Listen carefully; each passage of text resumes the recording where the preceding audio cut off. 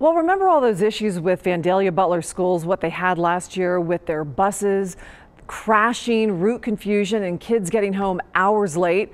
Well, new at 11 tonight, Kelly May is live once again in Vandellia to show us what the district is doing different this year. Kelly. Well, Deb, they hired a new company to drive the buses after all of those issues with First Student last year, and they let students come here with their parents today to meet the drivers of these new buses. But when they roll out of here next Tuesday for the first day of school, it'll be not just with new drivers, but new technology, making sure things don't go wrong. This rear-end crash, one of 3 with Vandellia Butler buses during the 2014-15 school year. We obviously had our problems with First Student last year.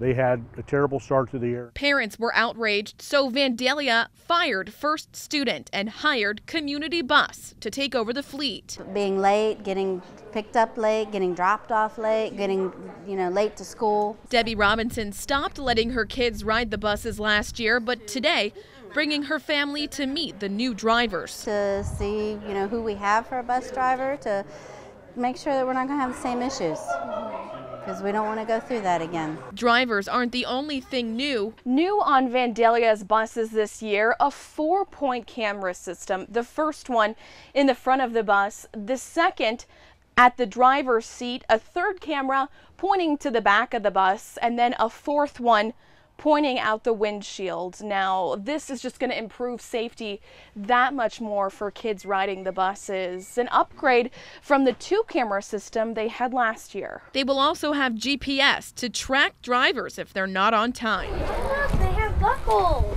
For Robinson, the changes are enough to make her feel safe putting her kids back on the bus. And I think they're on the right track.